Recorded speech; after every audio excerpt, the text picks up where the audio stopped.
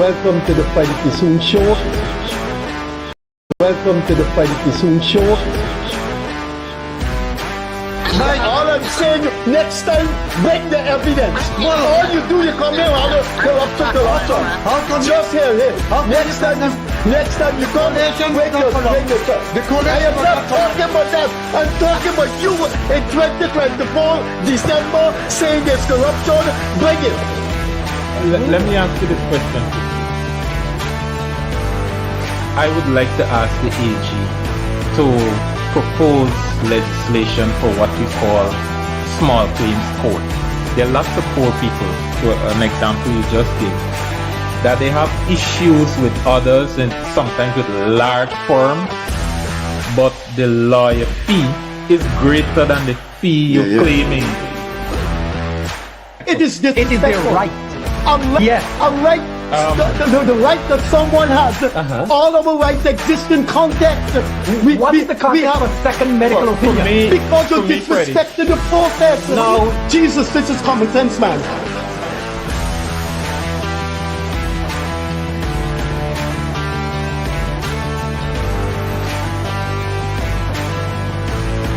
Any situation which you seem to do, you're just dealing with Afro-Guyanese issues. If one, you can't bring and pull the leaders of the African community together, you're failing. And if two, you can't put forward a future, a blueprint, and a plan for African Guyanese, you're failing as well.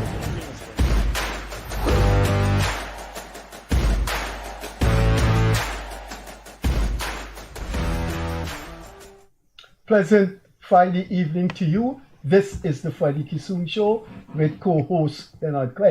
As you can see from our screen, who our guests are, they need no introduction. Consultant in the Ministry of Youth, Sports and Culture, or more or less a technical consultant, is Ruel Johnson. And of course, the man, the financial hand, or the financial mind, or simply put, financial analyst Ruel Bhagwandin. There's a lot going on in Guyana as we head to the finishing line. There is just over a month to go before the election campaign concludes, and on September the 2nd, we will get the results. But between now and then, a lot has happened and more will happen. As we are speaking this Friday evening, I cannot speak for the other three persons to my left, but I believe and I know that there's nothing evidential or any proof about a rumor that is circulating that this minister, that minister has been sanctioned by the US government. I can't understand how people could say something that there was an earthquake in some country in South America and there was no earthquake. How you expect people to believe you the next day, the next week? Anyway, perhaps we will touch on that.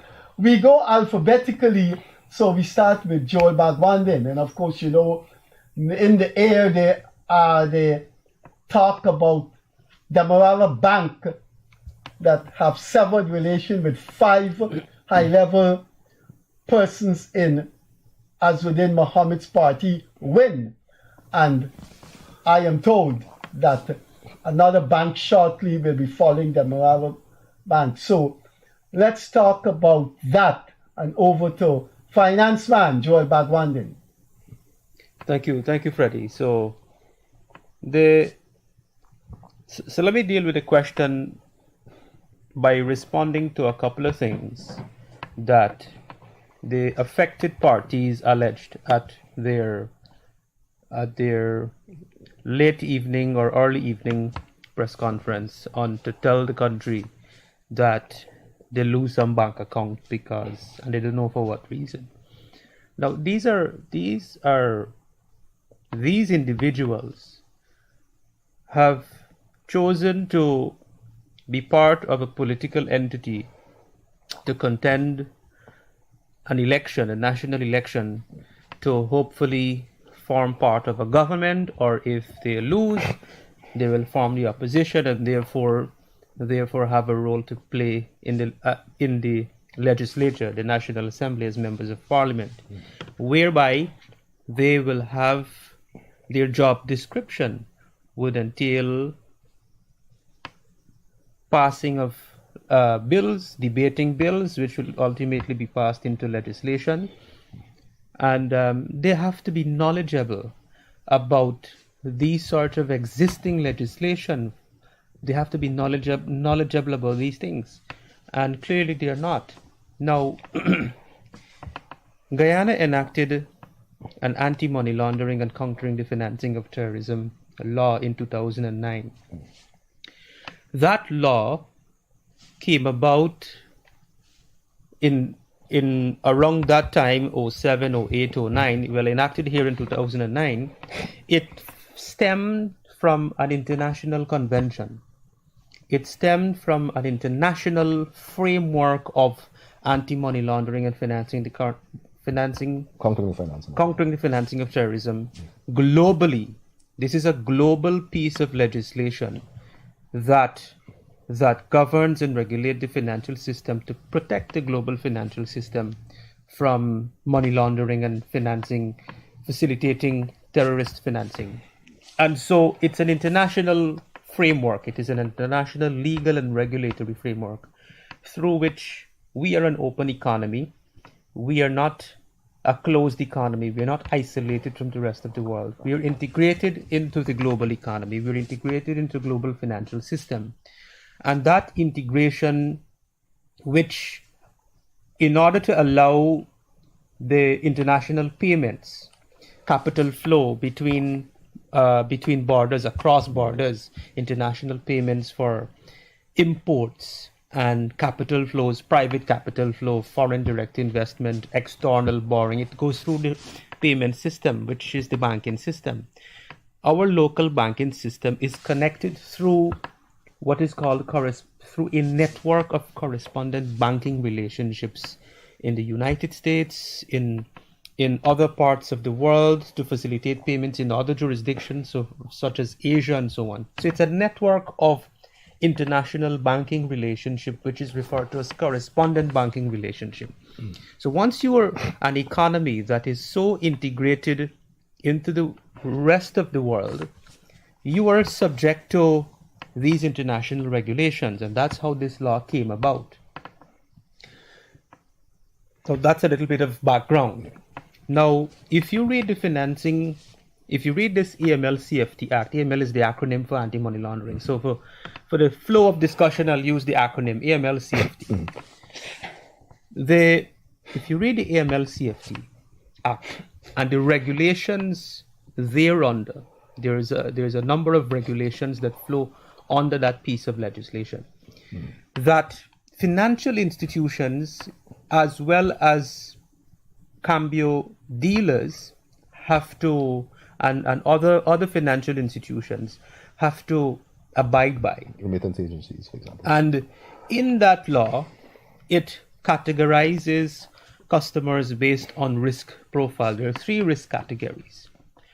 The risk categories are high risk, medium risk, and low risk. And the law prescribes who would constitute a high risk customer. It prescribed who would constitute a medium risk customer, and it prescribed who would constitute a low risk customer. Based on your risk profiling, that is the level of due diligence that the bank would so apply in terms of compliance with the law. So obviously a low risk customer or a medium risk would not be subject to the same level of scrutiny and due diligence as the high risk customer. Now the question is, who are likely to be categorized as high risk customers?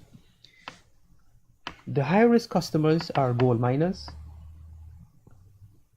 cambio dealers, auto dealers, high net worth individuals and families, and politically exposed persons.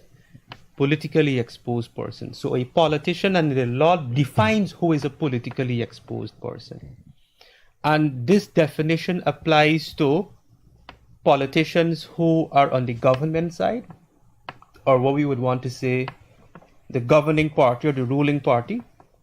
So the president and all his ministers and all the political appointees of heads of agencies, they are under, by way of the definition of a politically exposed person, they are classified as high risk under that framework. Opposition politicians are also politically exposed persons. Now, politically exposed persons are subject to enhanced due diligence. So, Joel, I think just so clarity for the audience, right? Because you said opposition, it should be noted that you don't have to be an elected opposition. So once you name once you are in a party. Yeah, I'm coming to that. I'm coming to that. Yes, exactly. Yes, I'm coming to that. So maybe that background we could come to the Demerara Bank thing. yes, I'm coming to the Demerara Bank thing, because the question is why the bank. So I'm giving you I'm giving you the legal basis and the framework in which the regulatory framework. I'm explaining the regulatory framework. So, as Ruel correctly says, not just the existing opposition in parliament, but also political parties that are contending and that are contesting an election. And so, by virtue of participating in an election, all those political parties who would have participated, they have been approved, their symbols approved, they passed the nomination, the activity, their lists were approved. They now are under that law. If they were not part of such an organization before, by virtue of them now subjecting themselves to that, participating in that, putting their names on a list, they have now become a politically exposed person formally. And this is by way of definition. And if you read the definition, it is not only those persons. The law states clearly, in very clear language, that their family members, their family members and close associates. And Guyana is a small society. Everybody knows who are your close associates. Yeah, so that is by definition. Everybody knows who's who. Yeah. Good. So that is by definition, you are a PEP, and this is the definition for a PEP. And you don't have to take my word. You could go and pull down the law, the legislation. It's on the Bank of Guyana website and read it. The definition is on the first 3 or 4 pages in the act. Yeah. Now, so why these individuals? So the question now arises, naturally so. So then why this political party? Why is certain political party was singled out and not the others? All PP. Yeah. And the answer to that is very simple and straightforward. By virtue of being a PEP, which means you're high risk, it doesn't automatically prevent you or prohibit you from doing your normal transactions. It's just a matter of risk classification, that under this international framework, which we have adopted in our country, we had to adopt in our country, that you're subject to enhanced due diligence or heightened scrutiny. So you can go about your business as per normal, but you would not know if Ruel is a politician and 2 years before he became a politician, his transaction in the bank is of a certain threshold, is of a certain frequency, and is of a certain value. And the moment he becomes a politician, let's say he's a minister, it is public knowledge what his salary would be as a minister. And if after that there are unusual transactions in his account, then the bank, that would be flagged. And they will then, depending on their internal risk assessment, they could do 2 things. The bank could file a suspicious transaction report with the Financial Intelligence Unit, and he will know. They won't tell him. It depends on their assessment whether they have reasonable grounds to file that suspicious transaction, or if they have more compelling evidence. Let's talk about if they have more compelling, I'm explaining how the risk assessment is done, because I want people to understand this as a trained banker myself. So if the bank determines that there is compelling evidence that they have gathered that it warrants more than just filing a report, they can decide to terminate that relationship. They can decide to do so. So it's depending on the risk assessment. So the other politically exposed persons, they're subject to that, but they're allowed to do their transactions as per normal. The bank would not call him or tell him anything. The difference here, however, With the 5 persons. the differentiation here with this 5 person is that they have chosen to be part of a political party that is founded by and led by an OFAC sanctioned individual. An OFAC sanction is the most severe financial sanction internationally that you can be subjected to for money laundering. And that is the difference. That is the difference. If you do a Google search, there is only 17,000 individuals and entities that have been sanctioned by OFAC. And you can verify that from OFAC database, which is publicly accessible. These are two individuals. This is an individual in Ghana who is in that 17,000 out of 7+ billion people in the world. 8 billion people in the world. So this is not something that we must take lightly. This is a very serious matter. This is a sanction specifically in relation to money laundering. So it is precisely for that reason, because of the OFAC sanction. You would recall that the moment the OFAC sanction was made public, that ruling was handed out, all the banks immediately terminated their relationship with that entity to de-risk their system.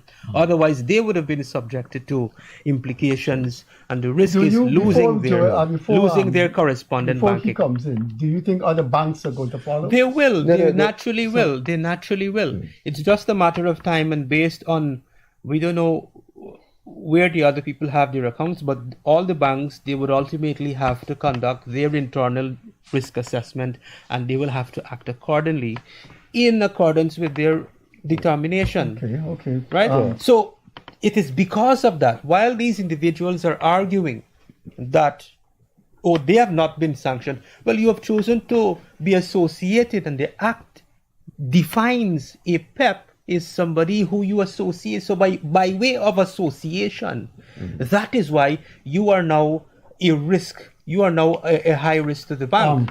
A quick interjection before you come in, Ruel. A quick interjection. You don't only have to be on a list as long as you hold senior membership in a political party. Yeah. Right. So once a political party is accepted to run, you may not be on the list, but you're active and senior member in the party. Yeah. You will also be termed a politically exposed person because you have access to the politician. Right, Ruel. Yeah, so I just want to modify or add for the contextualize what Joel said. So a good example is you can contrast 2 people who are known to have had their accounts closed by Demerara Bank. One, well, let's say 2, but it's really 3. One is Natasha Singh Lewis. And she was with the PNC, she was a parliamentarian. So Natasha Singh Lewis has always been a politically exposed person, but she was a politically exposed person who still had a bank account. Right. She lost her account. Somebody who, this woman who I think she lives in Barbados, who's a new candidate, who's now chosen to, I think for the first time, to throw her hat in the ring.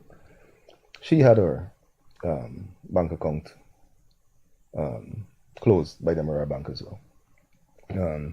So it's a new politically exposed person and a former politically exposed person who did not invite that level of financial institution sanction. So the common thing there is this particular list, and no other person on any other list has been subject to those.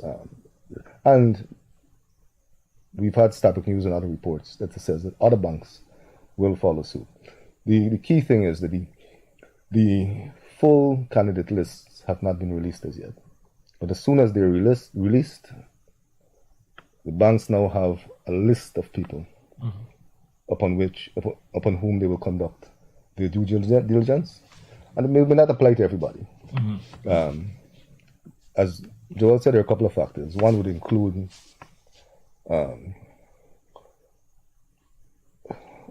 not necessarily in themselves suspicious transactions, but anomalous transactions. So if it is that for 5 years you've been depositing $40,000 per month, and then suddenly you start depositing $200,000, that is a red flag for the bank. Save and accept. Save and accept if it is legitimate. Oh, yeah, and you yeah. can so substantiate by way of documentation. Save and accept. Exactly. Yeah. But before Leonard, Craig. But one other clarification quickly.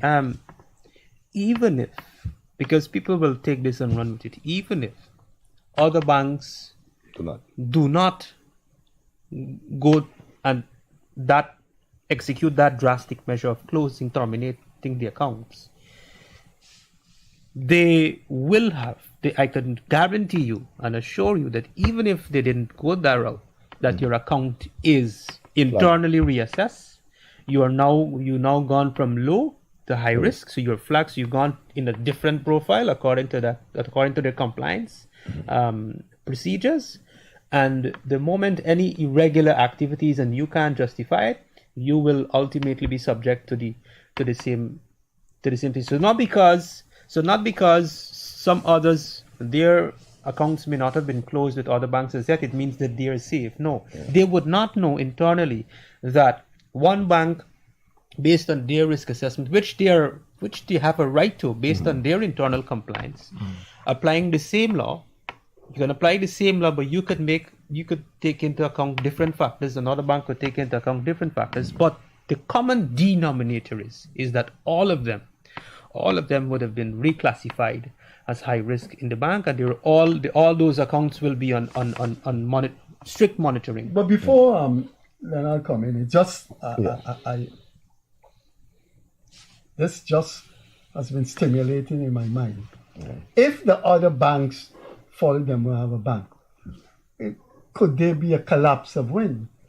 None of us are lawyers here, but I'm wondering if people being sanctioned, and those sanctioned people saying, "Look, I'm finished. I'm not."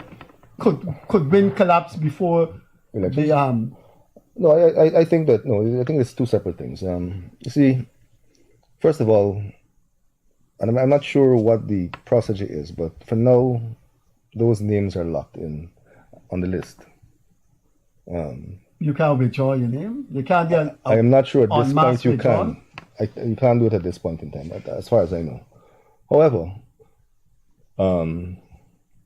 again, that's it wouldn't constitute a collapse of the party core, because a list usually is core party, except perhaps for a massive party like the PPP or the PNC.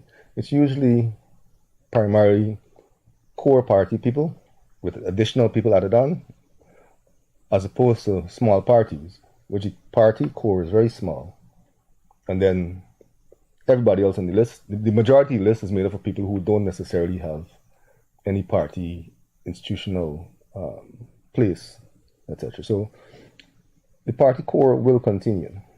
The momentum as it is will continue, except to say that this is an incredible credibility blow to any political entity. Leonard? One other quick clarification.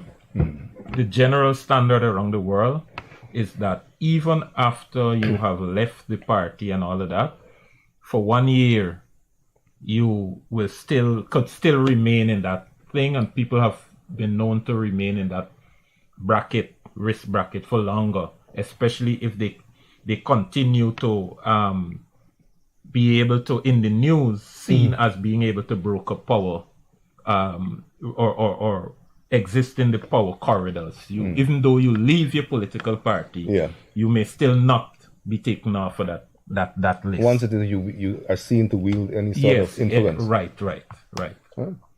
And it extends, by the way, and I can give a personal example, extends by the way to the ability to send or receive Yeah. remittances. Yeah, yeah. Yes, yes. I think that happened with Abin Hutton. Yeah, Yeah, I yeah, think he made and a even complaint. Michael Carrington, I Yeah, don't yeah. know if you could Yeah, remember, Carrington told he us said that, he yeah. had to write the bank and say, I'm no longer parliamentarian, and then the bank wrote back and say, but You're you're a still senior member of of the the AFC. of the AFC. So, you know, so that is an additional context. Yes. Well, let's talk some hard politics. We are seeing what's happening. One of the first phenomena I would like to hear your view on is large amounts of Afro-Guyanese are moving around, and the movement is tending to move away from the PNC APNU, and people are going to the PPP. A lot are going to WIN, and some people are even part of the smaller parties, Brooms, Amanzo, and so on. Yeah. Just give us your thoughts. Oh, well, it's interesting you asked that. So let me do a shameless plug right now. I mean, what I've been doing is, Facebook is a good forum, etc. But I've moved much of the sort of analysis I've engaged into a web portal called Inside GUI, and scheduled for beginning of Emancipation Month, because I think thematically it's relevant. I will be looking at exactly that question. But in summary, what you've had is, for decades, you've had the encapsulation of Afro-Guyanese political sense of self within one party, the PNC, primarily within one party. That party has been disintegrating. And when that happened, I mean, because we've had this sort of ethno-political conflict, some people know, because the PPP, and you have to give them credit for this, has diversified itself, particularly post-2015. So this is why you see people like Tandai McAllister, James Bond, etc., moving towards PPP. Leonard Craig. But Leonard Craig, Leonard wasn't PNC per se. Or PNC. Right? Somebody like Leonard, it's a logical decision. Ruel Johnson. Well, I'm not. I've never been a member of any party, but I mean, logically, I support the PPP as present because I believe it's the best thing, but not from an ethnocentric perspective. However, So David Hines gonna call you, you know what? I don't. Well, but I'm glad you brought that up. So there's been this pressure, and it comes with the Hines comments, etc. But the PNC has been unable, because of the absence of leadership, and also because of the crisis of credibility that came post 2020 with the attempted rigging of elections. I mean, the reality is that in this sort of ethnocentric polarization, people think that people will accept anything from anybody. Yeah. That has not been the case. There are people who saw the bullshit for what it was and said, I want no part of it. The problem is that for the bulk of them, because of this sort of innate divisive distrust, they wouldn't go to the PPP. Although, again, the PPP is the logical best thinking party. So why they've gone to, what they've notably also, and this is critical, they have not gone to the AFC. Even though when Hughes ascended, formally that is, to the leadership of the party, the public formal leadership of the party, there was a very direct appeal, couched in usually flowery language, to this African base. For example, when it is that he said that the ancestors informed his re-entry into politics, and then there was shortly after that the association with and bringing in this lady, Marjorie Cars, who wrote this seminal book on the 1763 rebellion. Right? There was this attempt to associate himself with Kofi Nalo. That failed. There's a deficit of trust. Both the AFC and the AFC suffers more. That's a deficit of trust. What you've seen in these smaller parties, and let's start with, say, Forward Movement Guyana. That's a PNC splinter party, as is Broom's party. I did an article on Insight in which I spoke to the ethnic sort of duality that most parties aim for with regard to the Prime Minister and presidential post. If you notice with Forward Movement Guyana, you have 3 Afro-Guyanese. Yeah. Walton, VPA guy, presidential candidate, and then they have Nigel London, who's the Prime Minister candidate. So there is a deficit of multiracial. There's a deficit of diversity, but also there is a very clear symbolic consolidation of speaking to trying to capture this, get these sheep back into the fold. But finally, and I think this is critically important, the party that's attracted the mass of the PNC's lost flock is ironically Win. And people tend to focus on including David Hines' daughter. Well, I'll get to that. So people tend to focus on the fact, and this is very clear, that a large number of working class persons, some paid, but others not. I think the majority not, have started to flock to Win, because I mean there are no policies, but there's this emotive, bland thing that people could get. It's red meat. However, you also have people like Tabitha Sarabu Haley, who is Hines' stepdaughter, her husband, both of whom have in the past expressed very strong Afro-representative sentiments, who have now sort of subsumed themselves into this bland. But you're forgetting Adriana Young's auntie. She does strongly ethnic in her pronouncement. She's with Win. Yeah, but then you have people who you don't notice on the list. There is a very bright guy who was critical in shaping the post 2015 pre-elections 2015 image of Granger, Coach McPherson. He was the photographer. And he's with Win? Yeah, he's on the Win's list. Then you have somebody like this very bright, very intelligent woman, Marjorie McCaskey.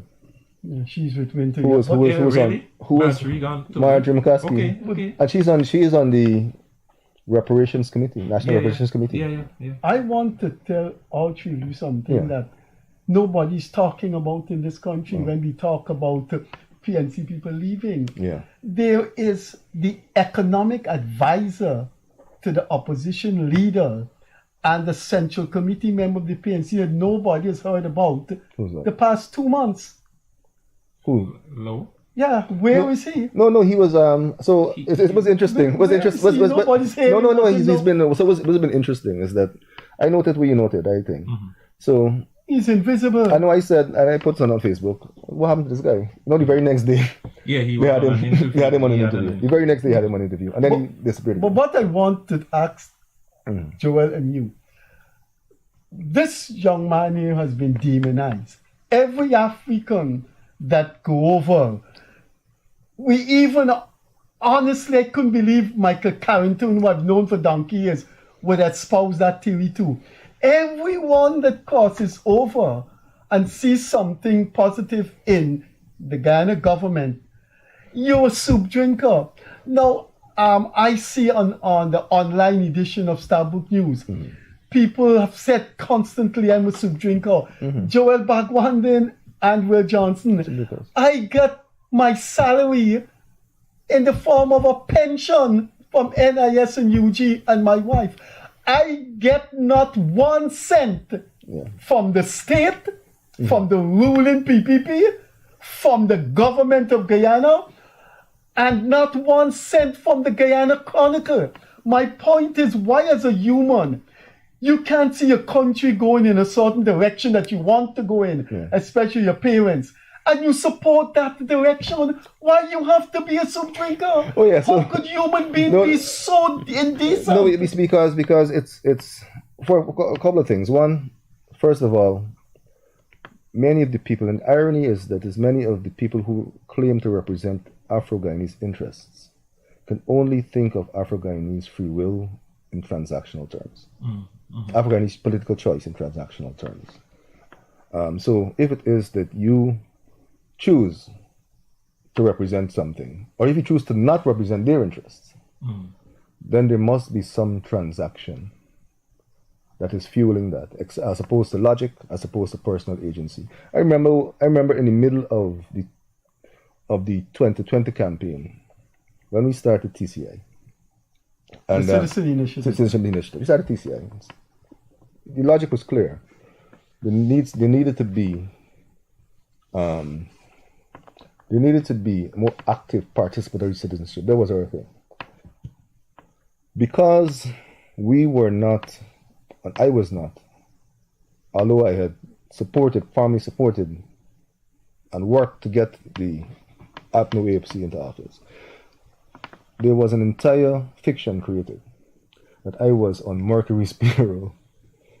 And you had who I thought to be logical people repeating that fiction and spreading it as if it were fact. It wasn't because that the government was clueless and increasingly autocratic. And it wasn't the case wherein I was saying that I was supportive of the PPP. In fact, I was saying the opposite. I was saying that I, at the point in time, did not trust any of the major parties. But because of saying that independent down the middle, having that independent down the middle stance, a fiction was created that I was being paid by the PPP. So, in essence, the logic was that I was being paid by the PPP to oppose the coalition, even though I was opposing the PPP. So I was paying by the PPP to oppose the PPP. But that sort of illogic comes out of this two things: the general ethnic conflict that we have, but also the people who, you call them Creole middle class, I call them Afro-Saxon. The people who purport to represent Afro-Guyanese interests the most can only think of Afro-Guyanese agency, self-determination in terms of being bought and sold. Joel, let me take off your financial analyst hat, and let me put on a political cap on you. Say something about the politics that is going on right now. Throw away that financial analyst hat you have on. You put it on back later. Quickly, let me just be direct with a question. I asked Ruel about the African component and the movement and mobility. Why do you think East Indian people, in your general analysis, if you could answer this, why do you think East Indian people have not, at least in this term, because in 2011 we saw them, at least in Region 6, were highly mobile to the AFC. Why do you think they're sticking with the PPP in this term here? There is a straightforward answer and there is a complicated answer. Let me give you the straightforward answer. The straightforward answer is that the PPP lost the election in 2015. They regrouped. They acknowledged that they have made some mistakes. They sought to correct it. They rebuilt the party from the ground up. They worked hard. They went to the electorate with a list of commitments vis-a-vis the manifesto. They came in, they were elected. They came into power under difficult circumstances. They came into power after a 5 months electoral impasse, attempt to transparently rig an election. Then there was COVID. September violence in Cotton Tree. Right. There was COVID-19 pandemic. People, over 20,000 persons were out of a job, not naturally, but as a result of the APNU's policies. And they came into power, they assumed government, and they hit the ground running, and they delivered and exceeded their manifesto promises. Albeit there are some challenges, there are some limitations, there are always limitations, but largely they have successfully delivered on those promises. Hence, as the term Ruel used, it's the logical thing to do. They've had an opportunity to experience 2015, 2020. This was a mistake. Those who supported them, they were betrayed, they were lied to.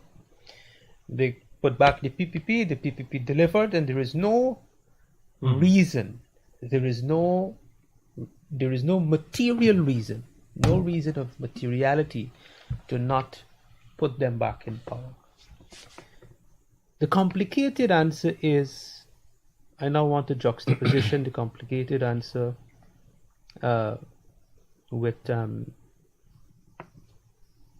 the other party, the sanctioned party. I don't want to give them, attribute that word to them. There'll be an irony post September 1st, but yeah. The complicated answer now is a little bit away from the straightforward answer to the question, is that, as Ruel acknowledged or pointed out, that there are some paid persons and there are some persons who are not paid. They just subscribe to this party. And I say this because moments ago, before we started this program, I'm part of the private sector BSOs, and there was one member in that private sector who made certain comments that was illogical to me and irrational, that made me think, we're living in parallel worlds, because you don't have to have a case study, you don't need to do an academic assignment to go and study Venezuela, what happened with Venezuela. We saw what happened. We experienced a lot of these things ourselves. We have our own case studies. Yet you have some persons, a group of persons who are prepared to put this country at risk, with all the risks that we've talked about, and that is there, and it's not an academic exercise. Yet you have a group of persons who are prepared to put this country at risk by supporting that party, and don't care whether that party gets a seat or two in the National Assembly. But if that, God forbid, if that is to happen and the repercussions come, they will suffer. They will suffer. That's it. That's a different. I want you said there is a straightforward answer to this question, and then there is a complex, and then there's a third one. And I don't know under what category you put that back. Put that under either cultural or sociological. Quickly, because you're the guest. There's a third reason why Indians have not migrated away from the PPP. Because when you look at the WPA and what they become, Hines, Ogunse, Wickford Burke, when you look at the PNC and you're an Indian, it scares you. It scares you because there is serious derogation, scandalization, and bad mouthing of Indian leaders, Indian people within their own ranks. There has been no rejection by Nigel Hughes and the PNC of what Burke and Hines and Takumo Ogunse says. Just before Craig comes in, let me remind you what Ogunse say. The black people say they're discriminated. And then with the people with the guns, the police, the soldiers have the guns. You use those guns, story done. You could imagine, and you think Indian people stupid? If you say black people have the guns and you use the guns, who they're using the guns against? Arabs? Pakistanis? No, the No, but it has shown that it has shown that we, as much some politicians may want to politicize it, it is indicative that we are evolving as a society. Gradually. We are evolving in a positive direction as a society. And coming back to my complex answer on the question, is that you have that small group who are prepared to put the country at risk, and because of that, to a larger extent, the rest of the population, not necessarily a particular ethnic group, but the rest of the population who will support and vote for the PPPC, they have to do so to prevent that risk from happening, because they know we have a smart population of people. They know what risk is. They're not going to risk their future. We have a population. I'm not going to risk my future. We have a population, and when you look back 20, 25 years and where we are today, we ain't going back there, man. Yeah. And who else know that better than me? Exactly. Who taught at the university with 26 years, they didn't have printing paper. Leonard, Craig. Yeah. Staying on political issues. So Joel still has his political cap on. Yeah. But before I go there, let's deal with something that is current. It came out last night on Travis Chase that he saw some lists. And it got ministers and police, senior policemen and all of that on this list. To be sanctioned by the US. Yes, to be sanctioned. And everybody, the who is who of the opposition, I've seen they've gone to the cleaners on it. What do you make of it? Just your free flowing thoughts. What do you make of it? Two contrasting things. One, that came out immediately after, virtually immediately after, a couple hours after, a disastrous WIN press conference in which they presented what purports to be a manifesto. That has been skewered for its unoriginality, for its internal contradictions, and of course for the inability of the leader, the presidential candidate, to answer questions. And of course the other... Shortly, soon, we're coming to that. No.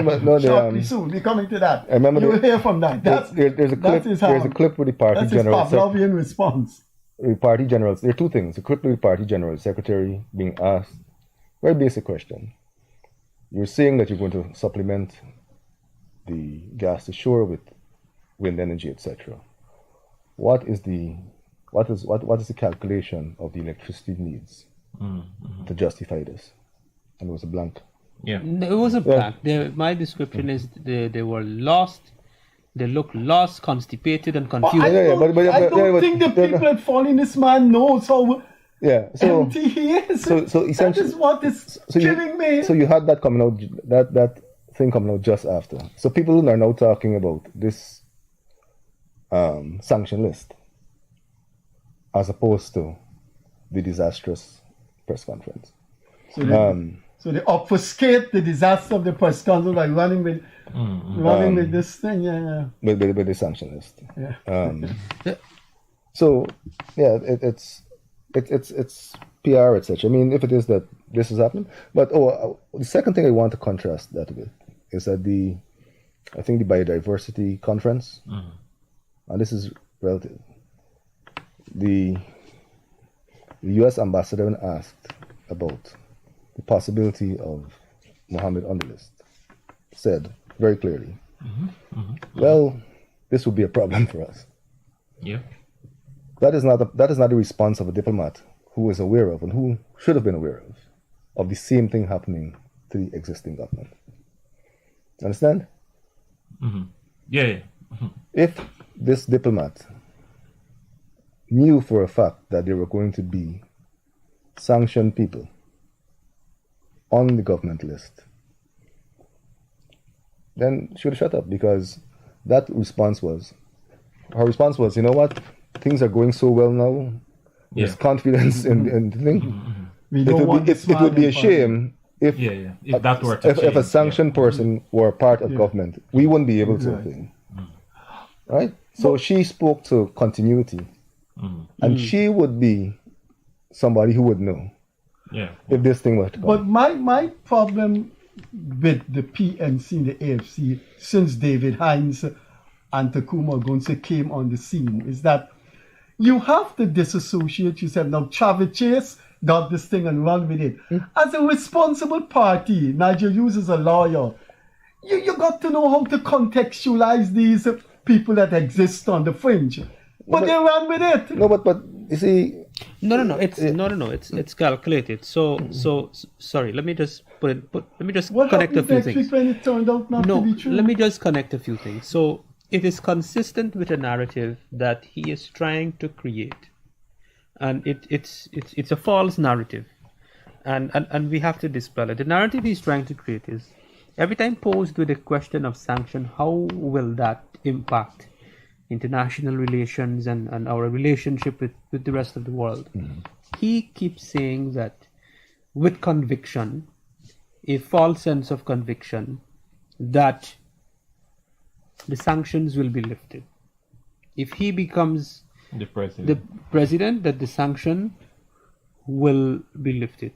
Now that is also consistent with our own prediction by the vice president that he's only, and we know this, that he's only doing this to save his ass. But he's trying to create this narrative now, okay, with this false conviction that the sanction will be lifted. He made reference to some Syrian prince that Trump, that Trump lifted the sanction and said that the man is handsome. So trying to equate himself with that. That's a completely different. That has politics in it. That is a No, no, no, completely. but outside of that, That is a What's the completely whole different. That wasn't a financial That's a sanction for completely committing different. corrupt Yeah, transactions. and they keep referencing That's a- Modi. Modi, they keep, yeah. Same thing with Modi, yeah. And the travel restriction with our president. Geopolitics allow for these It's- things. He's the exactly. normal financial crime It's, accusation against him. It's apple and oranges. It's completely, vastly different. So he doesn't understand these things, but he's painting this narrative to say, well, this is going to be lifted. He's trying to, in a way, they went to Barbados. There is this view out there that he tried to cut some deal when he went to Barbados. And then he dropped this propaganda, and I saw he made a post. He took ownership of it. He took ownership of it on the Team Mohammed page. There was a post on the Team Mohammed page when Travis Chase put that out. So that tells me there is a connection there. That points me in the direction that he's trying to create a narrative that he has some kind of counterintelligence and he is working to reverse with the US authorities. It's a false narrative that he's trying to create. It's clearly a false narrative that he's trying to create. But I want to get to what Freddie asked. Why is it that a supposedly responsible opposition? Would run with something that the lunatic fringe Because what It serves their interest. There's a term. it damages their credibility. There's an American tech term that is found widely usage, in which they say it's not a bug, it's a feature. Something that is supposed to be anomalous within a system now becomes so. The fringe would be, particularly the happening with AFC, the fringe is essentially taken hold of the center. And so the fringe has more agency, more power than the center, precisely because the center has been hollowed out. They have no policies. You see, Nigel is pulling stuff out of his ass with regard to. Hello. No, that's a general term. It's not a literal term. Norton. We ought to be more respectful. Norton is going back to Burnhamite policies that he doesn't really know are Burnhamite. What they are. That was a different era. No, but it's not just a era, different era. For example, his rent to own. The rent to own thing. That thing has been in existence before. I wanted to deal with that. It's been in existence before. I grew up in a range house, right? Tocqueville Terrace. I think in the mid-90s, only in the mid-90s, we were paying from the 1970s onward. My family was paying a nominal rent, right? Eventually, they had a system in place, I think in the mid-90s, in which you were able to pay off and own that apartment. That was a rent-to-own facility. Norton is now presenting that as an innovation today. Yeah, yeah. Well, I am much older than you, and I know about this. When the scheme was built, Yeah. south of Princeton Street. And I think, let me just deal with it quickly. I think they don't understand the context. The context back then, our commercial banks were not so active. Yes. And so the government had to create something. Not active interest rate was 45%. And all of that. So the government had to do something, but now you have house lots and people buying their own house. right. Yeah. So why do you By the need a rent own? thousands. Exactly. By the and thousands. now, not only that, you have these banks. The government has given incentives Yes. in these banks. So once you borrow loan for You have low interest rates. the interest rate But at 5% and hold on. all of It's that. not, and the vice president also saying the same thing. Low interest. It's not low interest rate. It's interest free. It's really interest free, not low interest rate. Yeah, because they have the because interest rebate. you got a scheme mortgage going on. interest relief, Yeah.